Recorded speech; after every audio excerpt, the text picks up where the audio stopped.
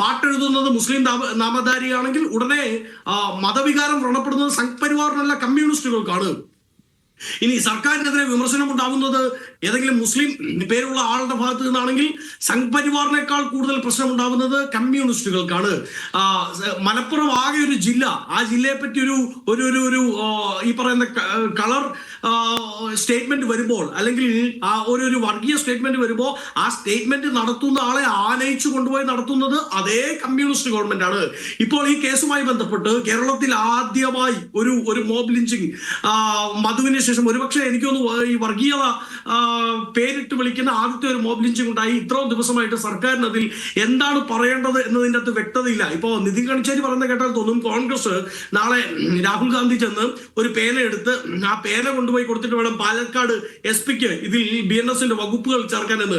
നോക്കൂ, പാലക്കാട് SP-യുടെ 1, 2, 3 ദിവസത്തെ സ്റ്റേറ്റ്മെന്റുകൾ തന്നെ ഈ വിഷയവുമായി ബന്ധപ്പെട്ട് മോബ് ലിഞ്ചിങ്ങിന്റെ വകുപ്പുകൾ ഉൾപ്പെടുത്തില്ല എന്നത് വ്യക്തമായിരുന്നു. അദ്ദേഹം ആദ്യം തന്നെ പറഞ്ഞു ഇതിന്റെ പിന്നിൽ ഒരു കോമൺ ഇന്റൻഷൻ ഉണ്ടോ എന്ന് നമുക്ക് മനസ്സിലാവുന്നില്ല, അങ്ങനെ തോന്നുന്നില്ല, പെട്ടെന്നുണ്ടായ ഒരു ആക്രമണമാണ് എന്നാണ് പാലക്കാട് SP തന്നെ മാധ്യമങ്ങളോട് പറഞ്ഞത്. പക്ഷേ ഇതിന്റെ ഉള്ളിലെ കോമൺ ഇന്റൻഷൻ ആണ് നീ ബംഗ്ലാദേശിയാണോ എന്ന ചോദ്യം. അത് ബംഗ്ലാദേശിയാണോ എന്ന ചോദ്യമല്ല, അതിനപ്പുറത്ത് ബംഗ്ലാദേശിയാണോ എന്ന ചോദ്യത്തിന്റെ മറ്റൊരു ഭാഗം നീ മുസ്ലിമാണോ എന്നുള്ളതാണ്. മറ്റൊരു സംസ്ഥാനത്ത് നിന്ന് വന്ന അല്ലെങ്കിൽ മറ്റൊരു രാജ്യത്ത് നിന്ന് വന്ന കടന്നു വന്ന മുസ്ലിമാണോ നീ എന്ന് ചോദിക്കുമ്പോൾ അപരവൽക്കരിക്കുന്ന ഒരു നിലപാട് സംഘ് പരിവാറിനുണ്ട്.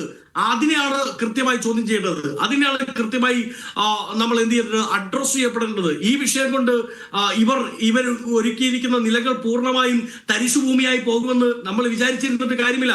അങ്ങനെ തരിശുഭൂമിയായി പോകണമെങ്കിൽ അതിൽ കൃത്യമായ ജനാധിപത്യ ഇടപെടൽ ഉണ്ടാവണം. എന്റെ നിഷാദിന്റെ, നിതിൻ ഗഡ്കരിയുടെ, മിഥുൻ വിജയകുമാറിന്റെ ഒക്കെ ഭാഗത്ത് നിന്ന് ആ കൃത്യമായ ഇടപെടൽ ഉണ്ടാവണം. വലുതും സവിശേഷവുമായ പ്രതിരോധം ഉണ്ടാവണമെന്നാണ്. അല്ല മിഥുൻ, അങ്ങനെ കേരളത്തിൽ ഇപ്പോ ഈ ഉണ്ടായിരിക്കുന്നത് ബംഗ്ലാദേശിയാണോ എന്ന് ചോദിച്ചാൽ നമ്മുടെ ബ്രദേഴ്സ് ആൻഡ് സിസ്റ്റേഴ്സാണ് അപ്പുറത്തുനിന്ന് വരുന്ന ആൾക്കാർ. നമ്മൾ ഏതെല്ലാം നാടുകളിൽ പോയിട്ട് കേരളം ഉണ്ടാക്കിയ മനുഷ്യന്മാരാണ്. അപ്പോൾ നമുക്ക് ഒരു നിലയ്ക്കും ഇവിടെ വരുന്ന ആൾക്കാരോട് അങ്ങനെ ഒരു വിവേചന സമീപനം എടുക്കാൻ റൈറ്റ് ഇല്ല എന്ന കാര്യം കാണണം. പക്ഷെ നമുക്ക്